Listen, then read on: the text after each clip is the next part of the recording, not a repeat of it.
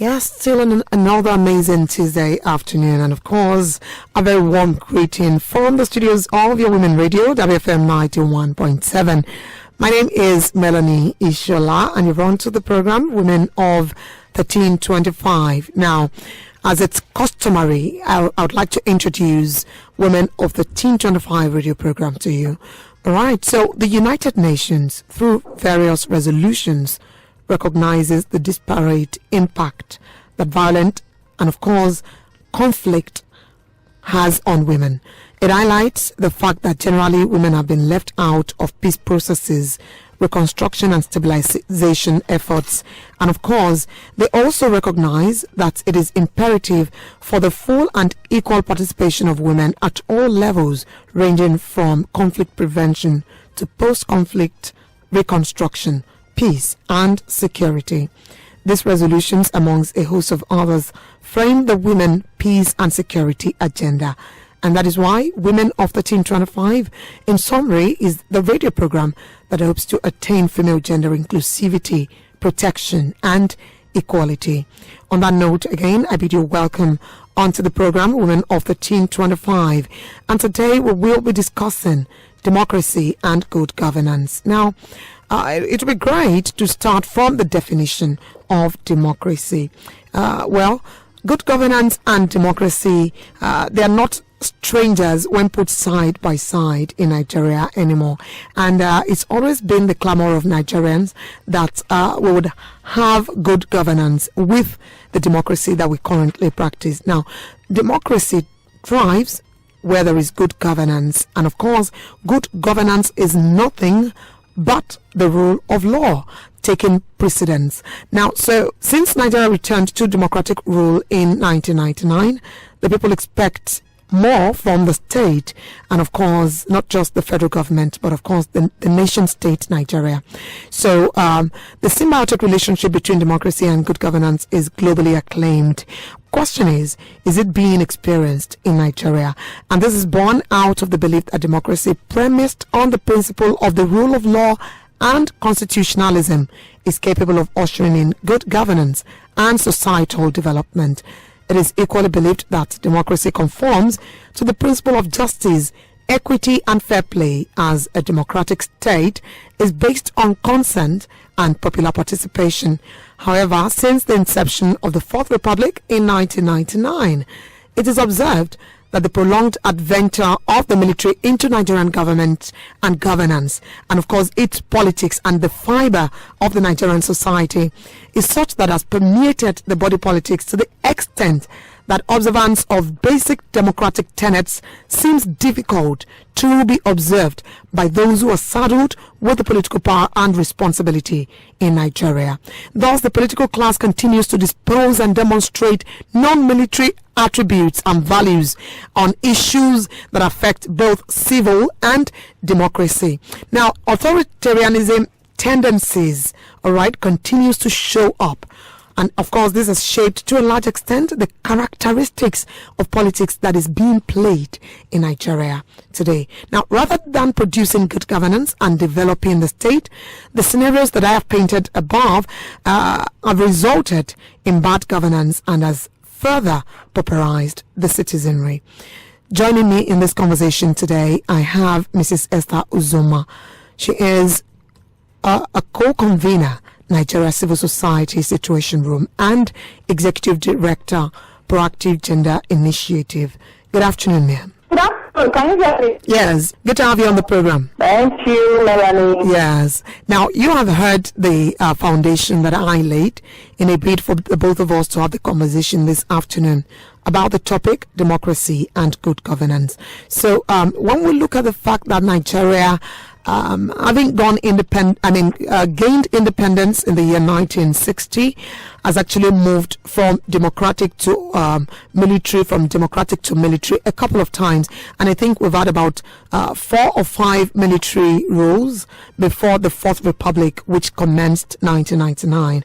When we take a look at all of this and the fact that it cannot but have an effect on the kind of leadership and at the end the kind of states that Nigeria transforms into, and also not forgetting the fact that most of the leaders of this Fourth Republic they have been military rulers at some point. Now, we talk of the former president, Olusegun Obasanjo, or the current president of Nigeria, President Muhammadu Buhari, with only the exception of the late President Musa Yar'Adua, and the former president, Goodluck Jonathan.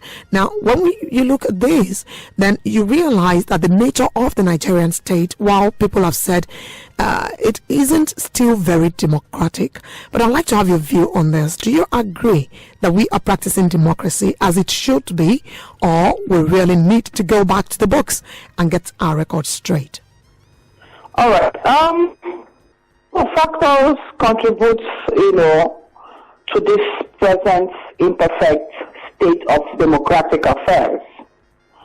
One of which is not obedience to court orders. The rule of law does not prevail. And then the question of participatory democracy is also lacking. We have a representative democracy. That is a national assembly, people to, position and canvass the views, make laws, for the good governance of Nigeria. What we have seen now is that progressively women are excluded from this process of participating in the democratic setup. Why does that occur? Because if you look at our political parties, they are becoming boys clubs. Exclusive boys clubs. Now look at the form, for instance, nomination form to vie for office. Cost as much as 20 million naira. So they are not only excluding women, they are also excluding regular Nigerians who can't even afford, to pay that much just to buy a form. And this is against the spirit and intent of democracy. Because democracy must be participatory. Therefore, when political parties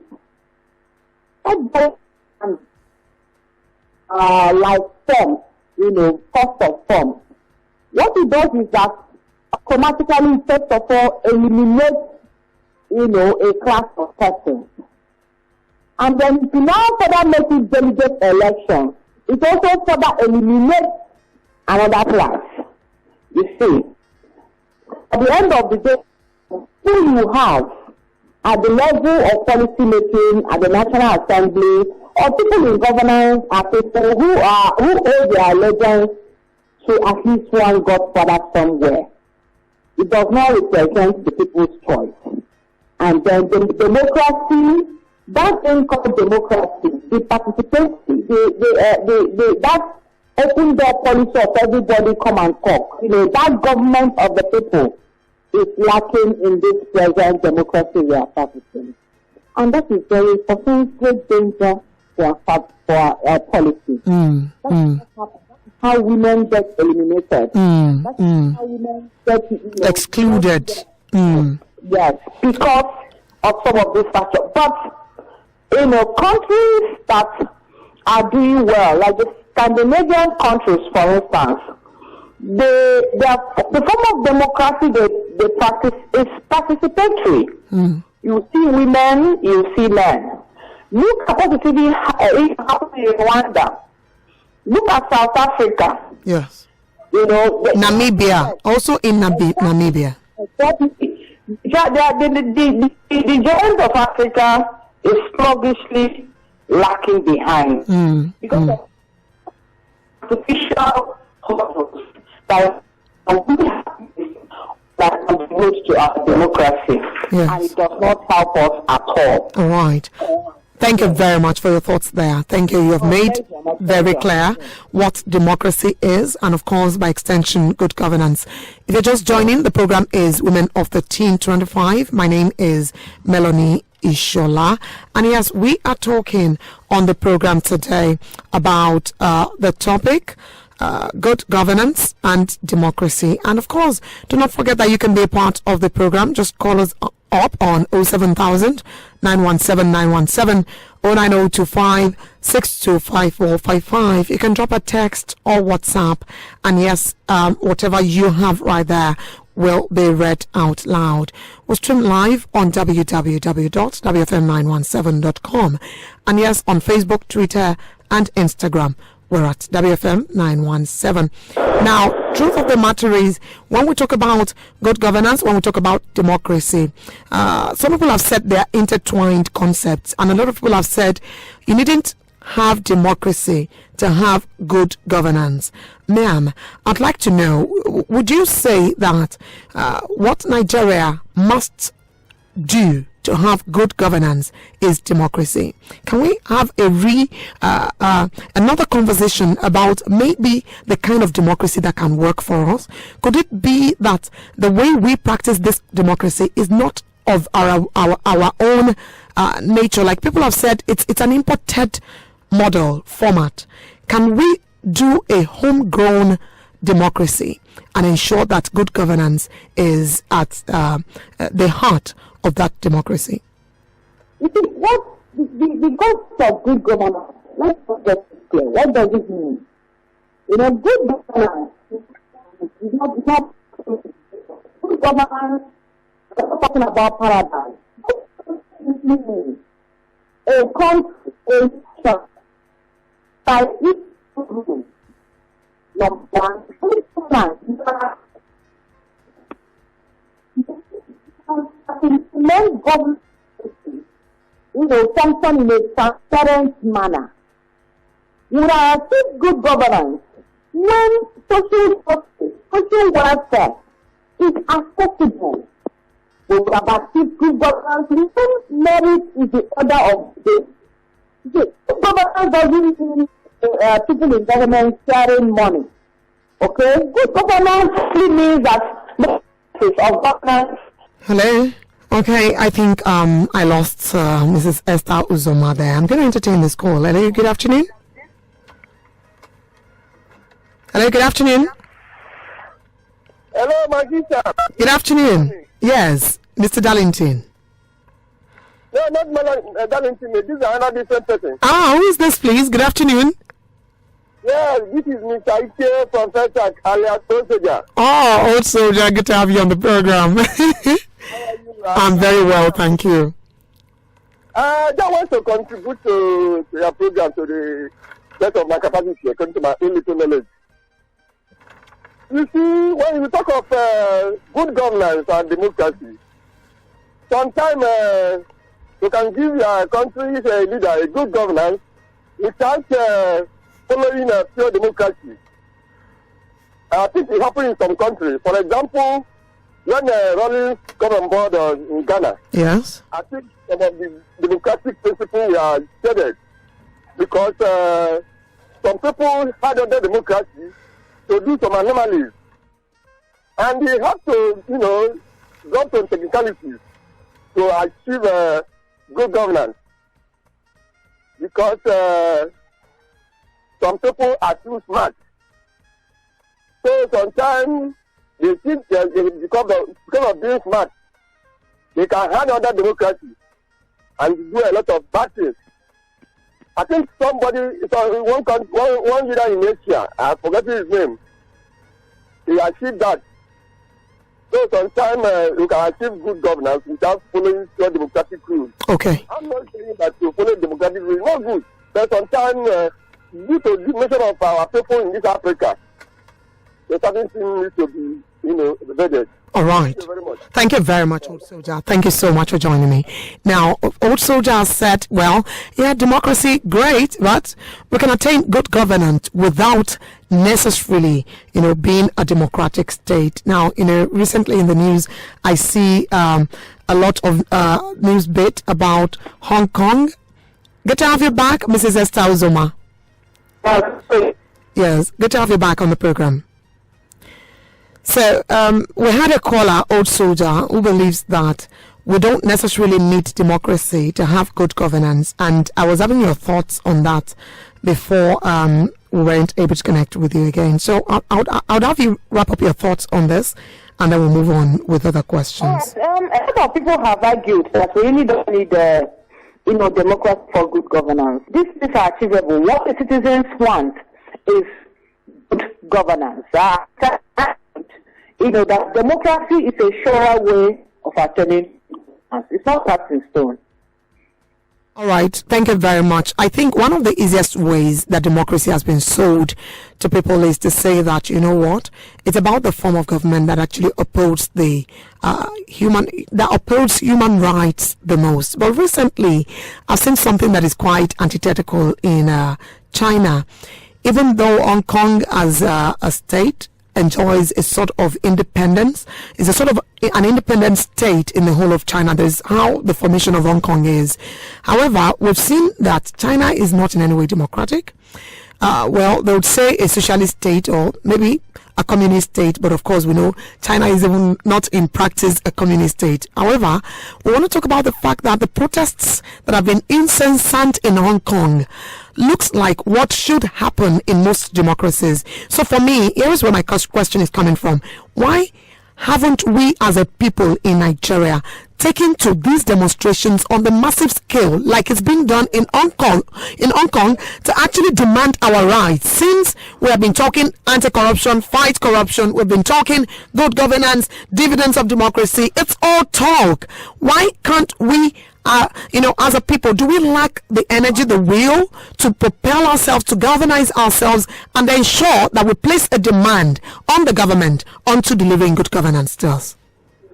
Well, during the military rule, the citizens galvanized as one to resist, the excesses, to shout the military government. Okay? Now, when democracy was entrenched soon after military rule, like you were saying in your opening salvo, you did say the generals, talk about the generals that have ruled the country. Yes. What we have now is that we have an extremely divided Nigeria. This extremism, this divide, cuts across all factors and sections of the Nigerian society. And so you find one set of people condoning the excesses of a bad government, some set, criticizing it.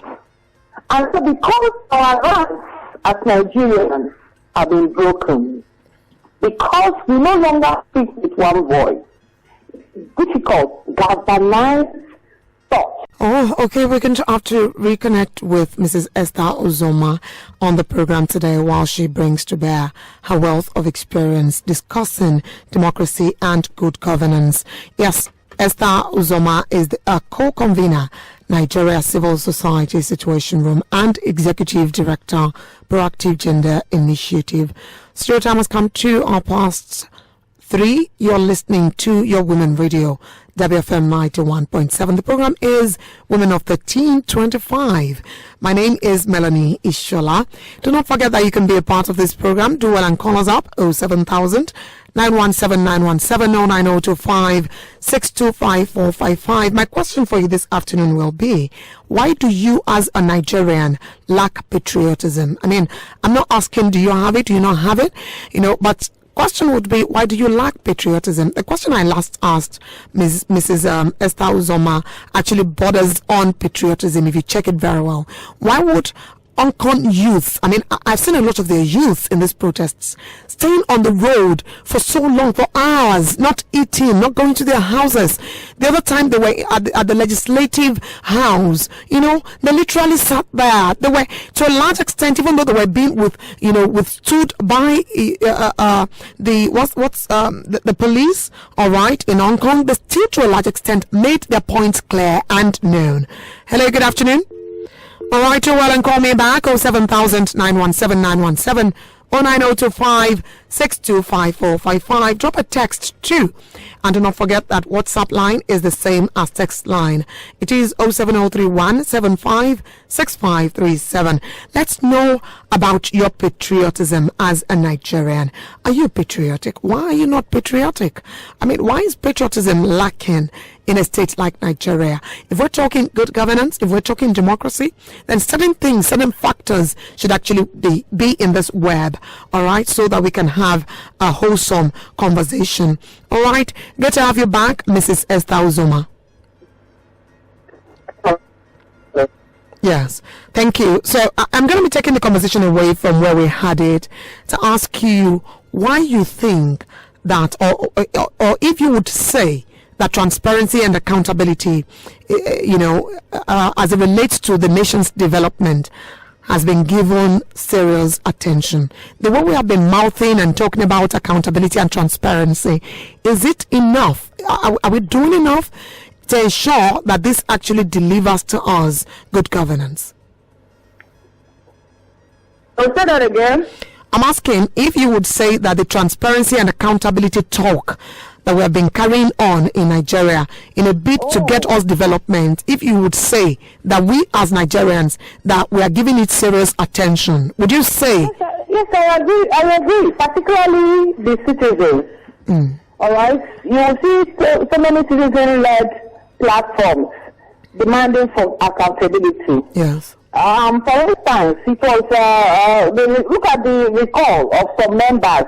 Okay, while we try to reconnect with my guest on the program today, do well and send a text or WhatsApp or do a call on 07000 917 917 09025 625455. The program is Women of 1325, and we have said to you that when you think 1325, you need to think the United Nations Security Council Resolution 1325, and that gives you the full scope of what we are trying to achieve with this program. And of course, I need to say that this program is an initiative of WANEP, and yes, WANEP is West African Network for Peace Building, and of course, to talk about good governance and democracy today, then we really need to look at different other angles. Now, a lot of people have said, while the talk on corruption is big in Nigeria, something else may be lacking that has led us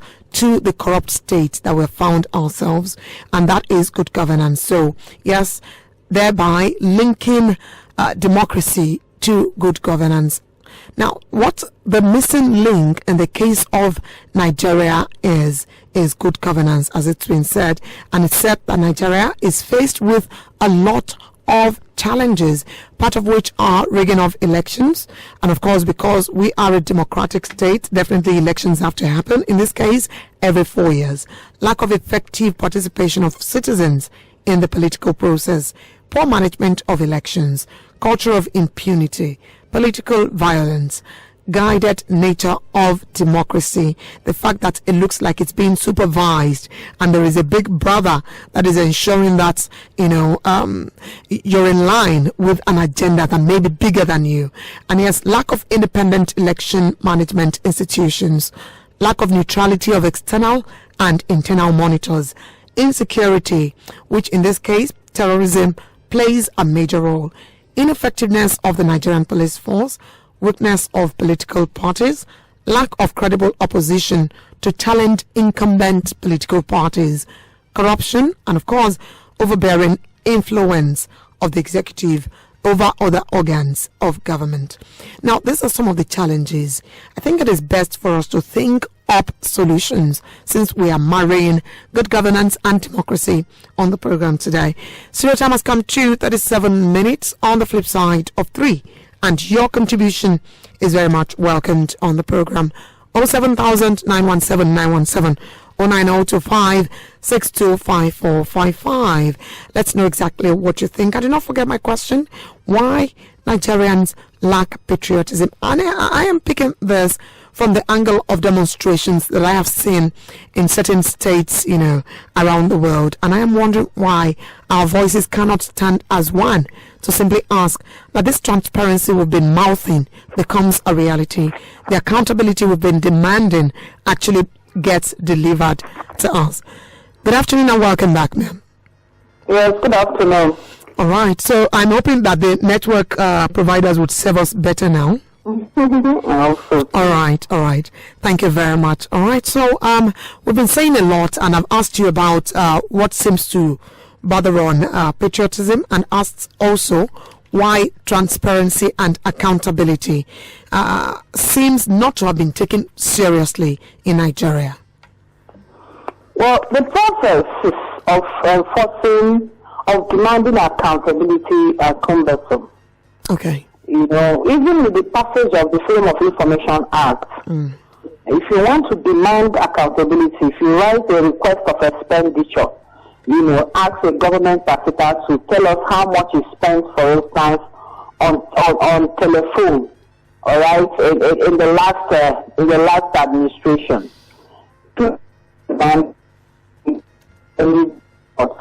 Now, when you go to court to demand such information, the process of finding court papers, filing them is not cheap. So because, yes, it is not cheap, but justice is not cheap in this country. Access to justice is not cheap. It's not a picnic. All right? So when you now consider the hurdles of demanding, of enforcing accountability, you now say, let me face my family and pay school fees.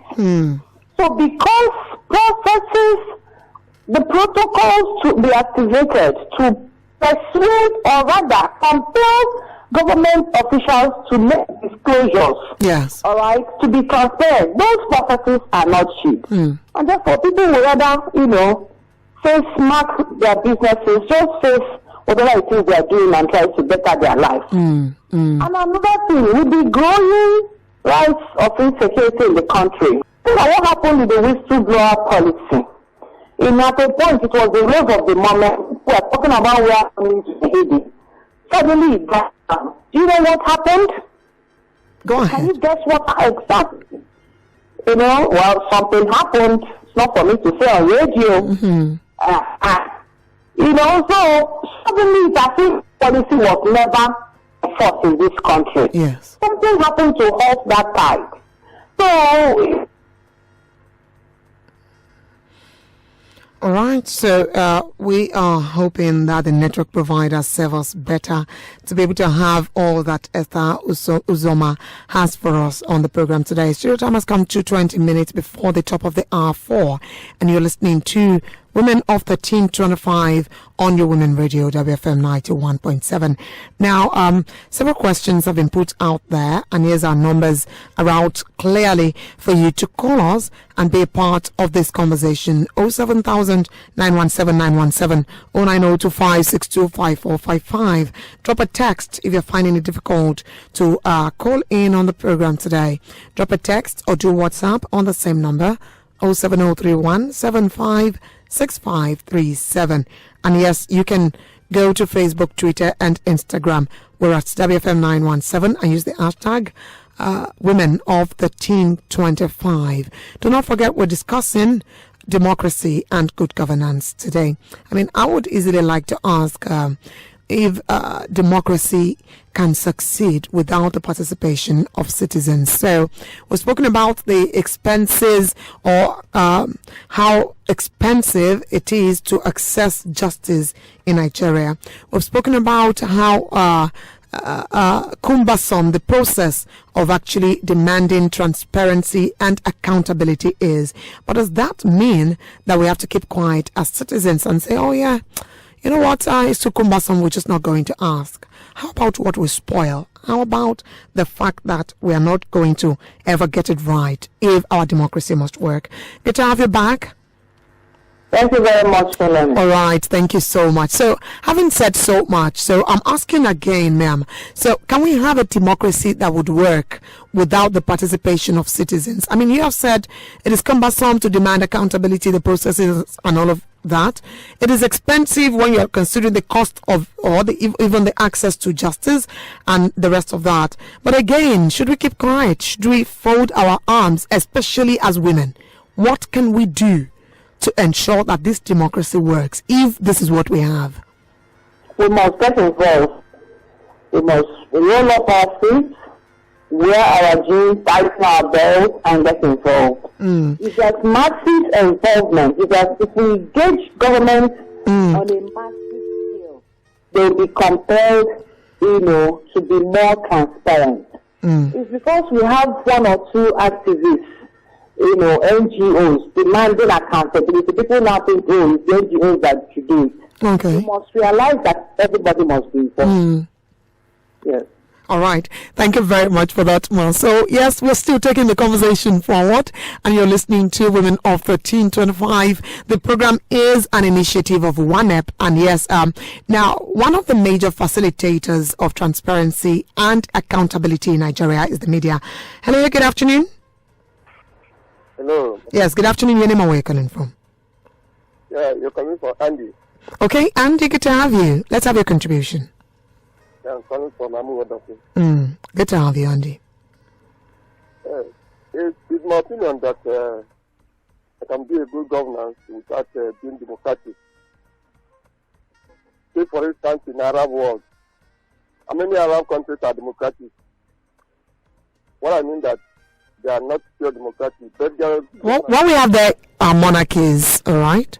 So that's a different model entirely. Are you advocating that we also try that? But we evolved from there during the colonial era. Sometimes what we see in Nigeria is fraudulent democracy. Whereby some people did not win election, but we see them as mighty winners through hook and crook. Do you think that's democracy? Is it because we are copying the American system? Look at our National Assembly. By nature of our economy, we're not supposed to be like that. We're supposed to have a unicameral legislation, not bicameral. Legislation like what we're having in our upper house and the lower house. All our national work are going to for their own maintenance, and they are doing about that. That's why when you ask them how much they will not tell you. Is that democracy? And these are all part of the lack of transparency that we are talking about. Some countries, for instance, the country of this world, Joseph Kabila, Kabila Senior, the late Kabila, Museveni, they rose to power without democratic rule, and they did that country good governance. So sometimes we forget about this democratic principle and go out of it, other monarchy or otherwise. We should define a system that would work for us so that we can have good governance. All right. Thank you very much for calling us this afternoon, Andy. Yes, Esther Uzoma, you heard Andy, and he's of the opinion that it's not only democracy that can deliver good governance, and that if we're not getting it right democratically as a nation, why don't we look at other things that can work? I mean, do you think we have to necessarily look at other things that can work? If yes, what would you suggest these things are? I think our best bet is democracy. Democratic governance is our best bet, considering the heterogeneous, nature of our society. Okay. Yes, of our society. It's because it is much more inclusive. It is much more. It has the promise of being participatory. So it gives people a chance to let everybody come at the table. It's the best form of government that does that. Okay. Right? Okay. Yes. Otherwise, it will be difficult at this stage. You can't have a monarchy won't work for us. Some people have suggested for socialism, try socialism. But the systems we have now already, I think we are far gone. But when you look at the beauty of democracy in countries where it is succeeding, the level of transparency, how everybody is made subject to the law. Even in America, which is one of the most powerful countries on, presently. You know, so if we adopt those processes, if we can really the spirit of democracy, I think it will guarantee us good governance. All right. The problem is not the form of government. The problem is failure to implement, the tenets of democracy. Yes. All right. Thank you very much for your inputs there. Now, the media throughout history and all over the world is called the fourth estate of the realm. Sometimes it's referred to as the conscience of the people and, maybe a voice too, depending on where and how we're looking at it. However, in this case of Nigeria, where democracy and good governance is concerned, we know that the media has had to fight a lot of battle. Now, when we come from the angle of lack of security in Nigeria, for example, we know that media practitioners have suffered a lot in this regard. And yes, it is very sad, for example, to break the news. And of course, this is not breaking news because it's already on several news channels. But to decree, that yesterday a colleague of ours actually lost her life, at the site of the Shiite protests at Abuja. This colleague of ours is a staff of a television station here in Lagos. And, while that is being said, and journalists are being further intimidated out of going the extra miles to ensure that what needs to be done, to put in the public space the information that is required for us to hold the government accountable is not being delivered. What do you have to say to this in the light of the fact that this might just be a deliberate attempt to keep governance away from the masses? The media, the fourth estate of the realm, they are against all us, against all us. They try to awaken us. Against all us, they try to, keep the fire burning. Against all us. Sometimes, like we saw, sometimes, like we saw in the case of the channel's TV reporter, they pay the ultimate price.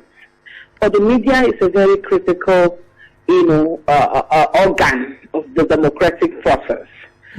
Because without information being in the public domain, that duty of setting the agenda, that duty of informing the public, that duty of telling us, there's a house where people packed money, they are doing their best.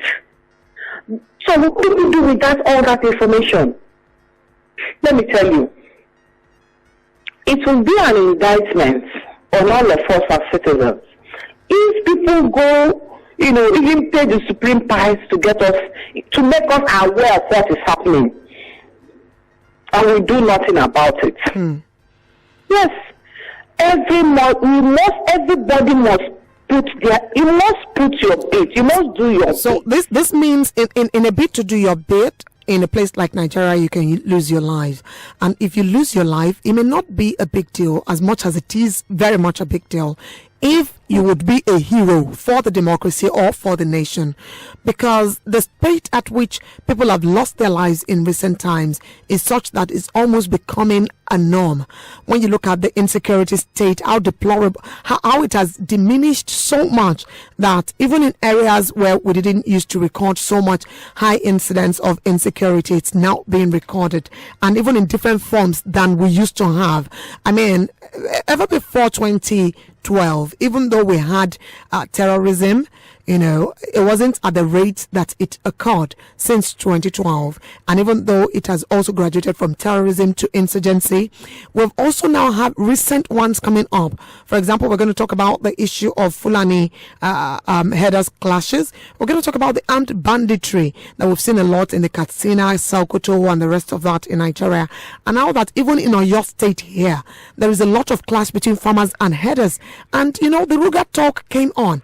And all of this, yet the citizens of Nigeria do not seem to see a workable solution in all of these things. Yet our democracy is moving forward. Now, it's 55 days since the President Muhammadu Buhari was inaugurated into office. And today, the list dropped of the ministers to actually run his governance or his government with him. And yes, we have a cabinet, and of course this comprises of 18 members, if I'm not mistaken. And I've been looking, I'm still trying to get the analysis right to know how many women made it to the list, because I am going to hinge this conversation today on issues of inclusion and inclusivity where women are concerned, such that as you started the conversation, Esther Uzoma, talking about representative democracy and participation of people and ensuring that women and men are equally engaged. So I want you to, if you have seen, I think for starters I should ask, have you seen the list put out by the presidency? Yes, I have. Okay. So do you for certain, can you for certain tell how many women made it to the list? Do not forget that President Muhammadu Buhari presidential campaign promise 2014-2015 was to actually ensure that the 35% affirmative action became a reality. Again this year, he brought it on. But on looking at this list, I cannot say anything for it to be cast in stone, because I'm yet to duly get the analysis, but I don't seem to see enough women on that list. There are about 7 women on the list presently. Out of 17? Out of 18 yes. people? Yes. Okay. Yes, so we are still crying for more, but there are about 7 women. Does the 7 women do the 7 women we have amount to 35% we've been clamoring for? Well, no, it's not over yet. Okay. So we can't conclusively state. Okay. But, if Nigeria were a big bird, one arm will be a man, one arm will be the women. So a bird cannot fly with one arm. Absolutely. We all need to include women in the process to make real the promises of democracy. Yes. Thank you very much for that. So on a very last note, we're all Nigerians anyway, irrespective of all of these things we've been talking about. So I'd like 1 or 2 actionable solutions from you that you think can work with regards to getting citizens to not just talk, but walk the talk with regards to demanding accountability and transparency and ensuring that good governance actually works for our democracy. Let us get involved in the democratic process.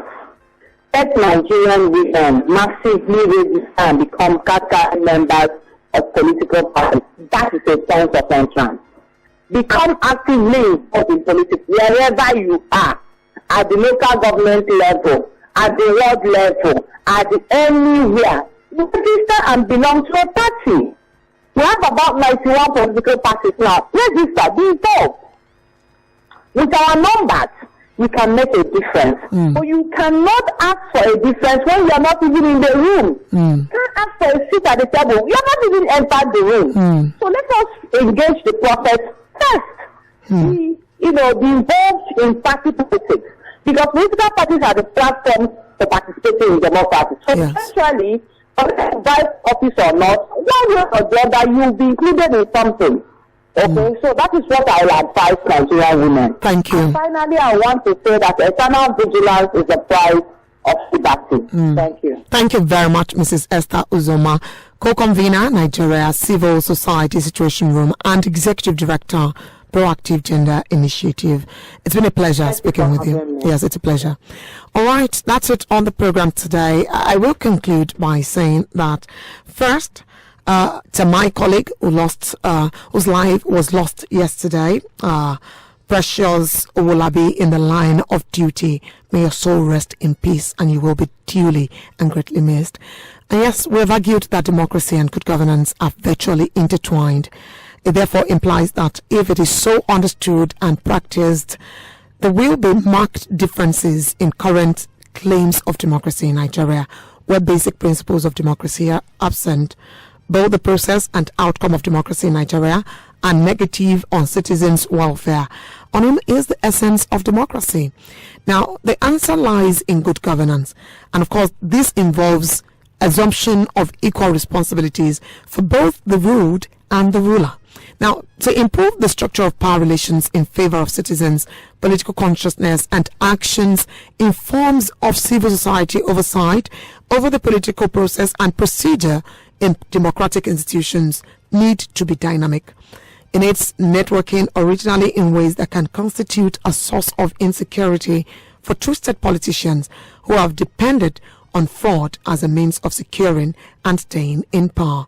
The success of democracy in Nigeria can only be contingent on strong democratic institutions. Politicians must eschew traditional greedy material accumulation, which impedes democratic deliverables. And of course, an independent judiciary should arise to the occasion by ensuring that the delivery of justice to all persons and institutions are pursued, and of course without bias and subjectivity. It is of course against this backdrop that the Women of 1325 has come to provide a framework for the protection of women and inclusion of gender perspective in peace building activities. Women of 1325 is sponsored by WANEP. WANEP is West African Network for Peace Building, with support from the Norwegian Agency for Development Cooperation, RAD, Women in Peace Building Network, WIPNET. And yes, this program, Women of 1325, holds every Tuesday on your Women Radio, WFM 91.7, and of course at exactly 3 p.m. And it is in respect of this that I want to say a big thank you to the entire production crew, to Joy Ureye, Blessing Kale, and to my producer, Anthony Dumelda. Do make it a date with me, same time, same station next week. I am Melanie Ishola. Good afternoon. WFM